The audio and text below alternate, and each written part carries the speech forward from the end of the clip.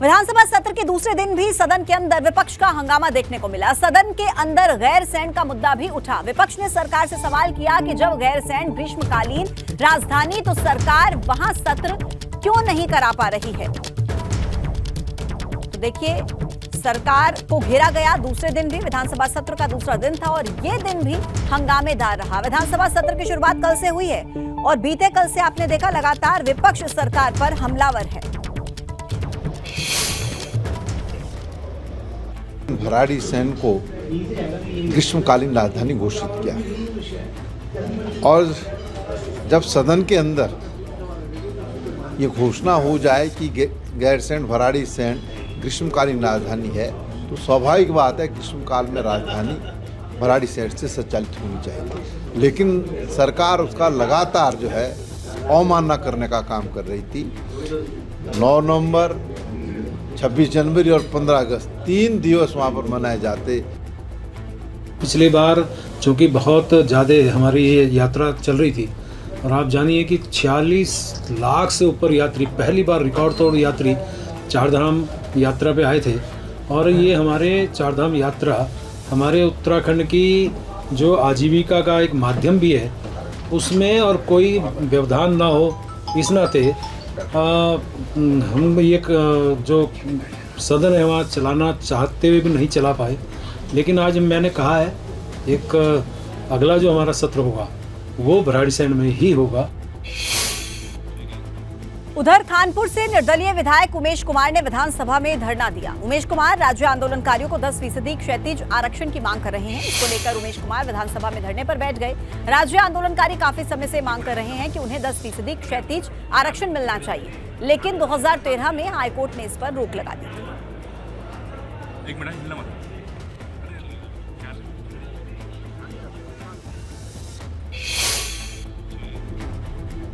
तो देखिए, अभी तक तो विपक्ष ये आरोप लगा रहा था कि सरकार ने महिला आरक्षण के मामले में हाईकोर्ट में पैरवी नहीं की थी, मगर धामी सरकार ने पहले तो इस पूरे मामले में सुप्रीम कोर्ट से लड़ाई जीती और अब इस पर कानून बनाने के लिए सदन में विधेयक रख दिया है।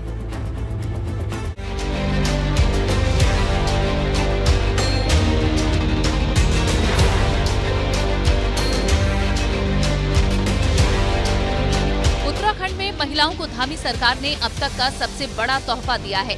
सरकारी सेवाओं में महिलाओं को 30% क्षैतिज आरक्षण विधेयक विधानसभा के पटल पर रखा गया। मुख्यमंत्री धामी ने कहा कि सरकार पहाड़ की महिलाओं को प्रोत्साहन देने के लिए हर संभव कोशिश कर रही है। मातृशक्ति को न्याय दिलाने के लिए, मातृशक्ति के विकास के लिए, मातृशक्ति के संवर्धन के लिए जिस प्रकार से भी हमको संघर्ष करना होगा, जिस प्रकार से भी सरकार का काम होगा, हम वो काम करेंगे। हम पहले उच्चतम न्यायालय में गए, SLP हमने दायर करी, वहाँ से हमको राहत मिली और उसके बाद हमने चूँकि उसको पुख्ता करने के लिए कि हमारी मातृशक्ति का 30% क्षैतिज आरक्षण बना रहे, उसके लिए हमने विधानसभा के अंदर पहले ही कहा था कि हम विधेयक लाएंगे, एक्ट के रूप में इसको क्रियान्वित करेंगे। अब हम विधेयक लेकर आएंगे। उत्तराखंड में महिलाओं के लिए ये बहुत बड़ी सौगात है, इसलिए धामी सरकार के फैसले की सराहना हो रही है। तो उत्तराखंड की जो हमारी मूल महिलाएं हैं उनको 30% क्षैतिज आरक्षण उनको मिल सके, इसके लिए विधानसभा के पटल पर विधेयक रखा गया है। निश्चित रूप से उस पर चर्चा की जाएगी। यह सरकार का जो है महिलाओं के प्रति जो प्रतिबद्धता है, कटिबद्धता है, वह दिखाता है। बहुत स्वागत योग्य फैसला है। निश्चित रूप से हमारी महिलाएं इसे 30% आरक्षण को प्राप्त करते हुए निश्चित रूप से आर्थिक आत्मनिर्भर स्वनिर्णय करने की क्षमता में जो है वो सशक्त होंगी। ये उत्तराखंड राज्य महिलाओं की अस्मिता पे बना है। मुजफ्फरनगर कांड की अगर आप लोगों को याद होगी तो अगर मुजफ्फरनगर कांड नहीं होता और हमारी महिलाएं संघर्ष नहीं करती तो शायद ही उत्तराखंड राज्य मिलता। तो ये बहुत अच्छी बात है। और जब हर पहले भी जो है आरक्षण दिया गया और इस समय भी आरक्षण से हमारी महिलाओं के आगे बढ़ने के अवसर मिले हैं और आज मैं देखती हूँ उत्तराखंड के परिप्रेक्ष्य में महिलाएं बहुत आगे हैं। इसकी मांग हम लंबे समय से कर रहे थे और निश्चित रूप से हमारे पूर्व प्रधानमंत्री स्वर्गीय राजीव गांधी जी का ये सपना था और उन्हीं की ये देन थी कि महिलाओं को राजनीति में लाएं या नौकरियों में आरक्षण देने का काम कर रहे हैं। आज 30% महिला क्षैतिज आरक्षण का बिल ये लाए हैं और उन्होंने पास किया है। निश्चित रूप से यदि इस पर जिस तरह से अभी भर्तियों में घोटाले हो रहे हैं, भर्तियों को रोका जा रहे हैं, इसे निश्चित रूप से अच्छी पहल महिलाओं के लिए है, लेकिन इसका पूरा लाभ प्रदेश की महिलाओं को मिलना चाहिए। नित्यानंद स्वामी सरकार के समय महिलाओं के लिए 20% क्षैतिज आरक्षण शुरू किया गया था। जुलाई 2006 में एनडी तिवारी सरकार ने इसे बढ़ाकर 30% कर दिया था। तभी से महिलाओं को सरकारी नौकरियों में आरक्षण मिलता आ रहा है, मगर इसी साल हाईकोर्ट ने इस पर रोक लगा दी थी, जिसे लेकर सरकार सुप्रीम कोर्ट पहुंची और 5 नवंबर को सुप्रीम कोर्ट ने हाईकोर्ट के आदेश पर रोक लगाकर आरक्षण को बरकरार रखा। धामी सरकार ने इसे लेकर सदन में अब विधेयक पेश किया है, जिसके बाद इस पर कानून बनाने की तैयारी है, ताकि भविष्य में इस पर और कोई पखेड़ा न खड़ा हो। एबीपी गंगा के लिए देहरादून से पंकज राणा की रिपोर्ट। उत्तराखंड में बिगड़ती कानून व्यवस्था और महिला सुरक्षा के मुद्दे पर सदन के अंदर खूब हंगामा हुआ। कांग्रेस ने सरकार को घेरने की कोशिश की, लेकिन सरकार का कहना है कि विपक्ष सिर्फ शोर शराबा कर रहा है। बड़ी जानकारी देहरादून से, जहां सदन में बिगड़ती कानून व्यवस्था का मुद्दा उठा और कांग्रेस ने सदन के अंदर कानून व्यवस्था का मुद्दा उठाया, जिस पर काफी ज्यादा तकरार हुई। महिलाओं के साथ हो रही घटनाओं पर विपक्ष ने सरकार से जवाब मांगा।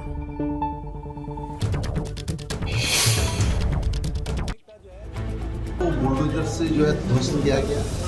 मुख्यमंत्री जी के यहाँ से ट्वीट आता है कि हमने बुलडोजर चला दिया, क्योंकि बुलडोजर की संस्कृति है भारतीय जनता पार्टी की जहाँ जहाँ पर सरकार है। और डीएम कहता हमें जानकारी नहीं, हम इसकी जांच कराएंगे। सबूतों को नेस्तनाबूद करने के लिए ये कृत्य किया गया है। बात तो पूरी सरकारी घेरे में है, और क्या जवाब देंगे? ये तो जवाब देंगे, इसीलिए तो हम कह रहे हैं कि भाई सीबीआई जांच हो और हाईकोर्ट के सिटिंग जज की देखरेख में हो, ताकि सारी चीजें सामने आ जाए। देहरादून में विधानसभा का सत्र चल रहा है। सत्र के मौके पर स्कूल के बच्चों को भी सत्र की कार्यवाही देखने के लिए वो पहुंचे थे और सदन की कार्यवाही देखकर स्कूल के बच्चे काफी खुश हुए।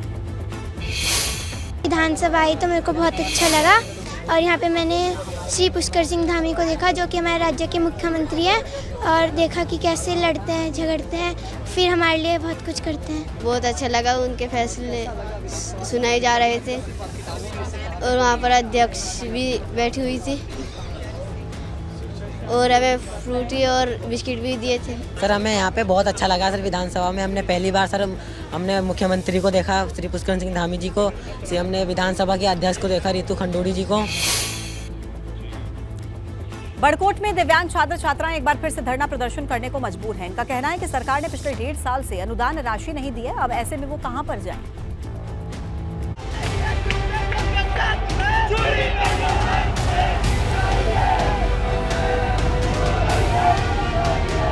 बड़कोट में दिव्यांग छात्र सरकार के खिलाफ सड़क पर उतर आए हैं।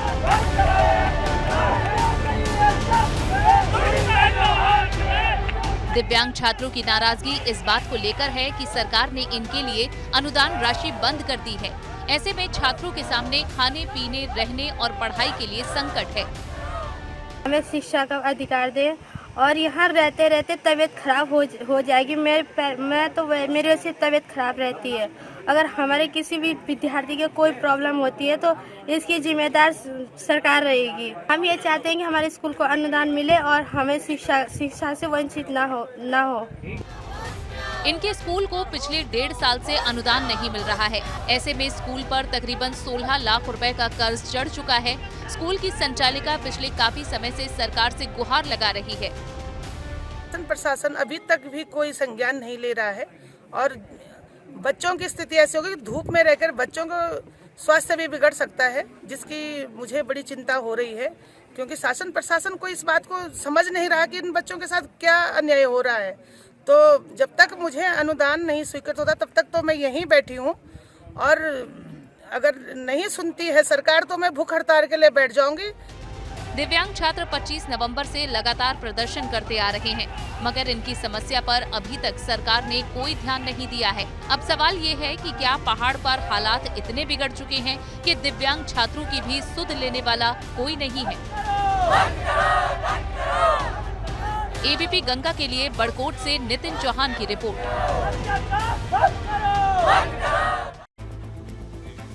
लोहाघाट विधानसभा से कांग्रेस के विधायक खुशहाल सिंह अधिकारी के निर्वाचन को रद्द करने वाली याचिका पर सुप्रीम कोर्ट ने स्टे दे दिया है। इसी के साथ ही पूर्व विधायक को नोटिस जारी करके 4 हफ्ते के अंदर जवाब मांगा। लोहाघाट के पूर्व विधायक पूरन सिंह फरतेयाल ने नैनीताल हाईकोर्ट में याचिका दाखिल की थी। इसमें विधायक खुशहाल सिंह अधिकारी पर नामांकन के दौरान जानकारी छिपाने का आरोप लगाया गया था। हाईकोर्ट से खुशहाल सिंह का निर्वाचन रद्द करने की मांग की गई थी। हमें न्यायालय पर भरोसा था और न्यायालय ने हमें न्याय दिया और उनकी इस याचिका पर रोक लगाई क्योंकि उनकी याचिका गलत थी। तो इसलिए हम न्यायपालिका को धन्यवाद देते हैं कि ऐसे अच्छे निर्णय सबको मिले। हरिद्वार के लक्सर में 3 अधिकारियों के खिलाफ एफआईआर हुई है। ये बड़ी खबर इस वक्त की आपको बता दें। 3 अधिकारियों के खिलाफ भ्रष्टाचार का मामला दर्ज हुआ है। वीरेंद्र कुमार, लाखन सिंह, संतोष धारीवाल के खिलाफ एफआईआर दर्ज हुई है। किसानों के खेतों में डाली जा रही पाइपलाइनों में धांधली के आरोप लगे हैं और 3 अधिकारियों के खिलाफ एफआईआर दर्ज हुई है। देखिए, हरिद्वार के लक्सर में 3 अधिकारियों के खिलाफ एफआईआर दर्ज हुई है। गाज गिरती हुई नजर आ रही है। 3 अधिकारियों पर भ्रष्टाचार का मामला दर्ज हुआ है।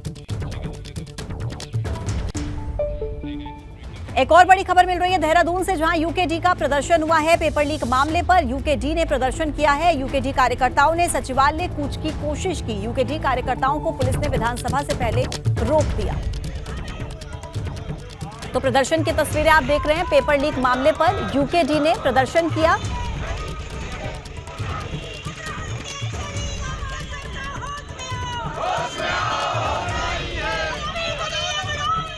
यूकेडी कार्यकर्ताओं की तरफ से देखिए प्रदर्शन किया गया और पुलिस ने विधानसभा से पहले ही यूकेडी के कार्यकर्ताओं को रोक लिया। ये प्रदर्शन की तस्वीरें आप देख रहे हैं। यूकेडी के कार्यकर्ता हैं जिन्होंने पेपर लीक मामले पर अपना गुस्सा जाहिर किया है। प्रदर्शन करते हुए देहरादून में यूकेडी के कार्यकर्ता कर्मचारी यहां पर नजर आ रहे हैं। सचिवालय कूच करने की कोशिश की, हालांकि पुलिस ने विधानसभा से पहले ही इन्हें रोक लिया।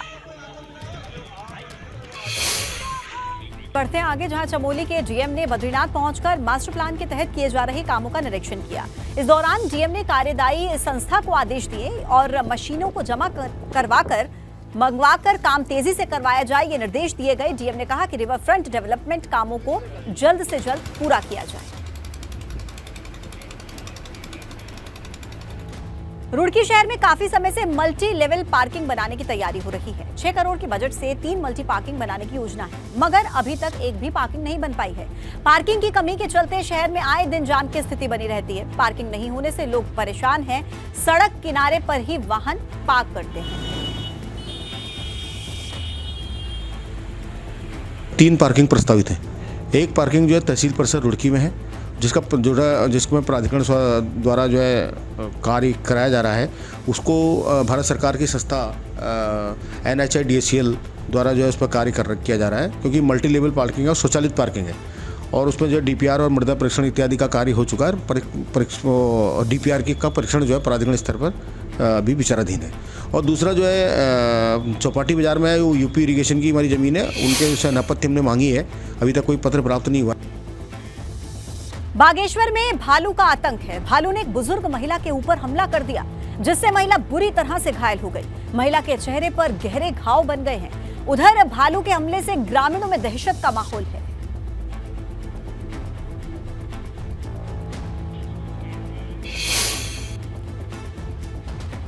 हल्द्वानी में हाथियों का आतंक है। हाथी अक्सर जंगल से निकलकर आबादी वाले इलाकों में पहुंच जाते हैं और तांडव मचाने लगते हैं, मगर हाथियों के आतंक से छुटकारा दिलाने के लिए रिहैब कार्यक्रम की शुरुआत हुई है। हाथियों की आबादी से दूर रखने के लिए मधुमक्खियों के बॉक्स को ऐसी जगह लगाया जाता है जहां पर हाथियों को आबादी वाले क्षेत्र में वो एंट्री करते हैं और जब भी कोई हाथी यहां से गुजरेगा तो मधुमक्खियों को अपने आप से वो वहां से उड़ जाएंगी। तो वहीं टिहरी में बालेश्वर मेले की धूम रही, जिसमें बड़ी संख्या में ग्रामीण पहुंचे। बालेश्वर देवता मंदिर बाल गंगा तहसील के भल्ट गांव में स्थित है और यहां पर हर साल इस मेले का आयोजन होता है। मेले का समापन देवता के नाचने के साथ होता है, जो कि लोगों के लिए आकर्षण का केंद्र रहता है।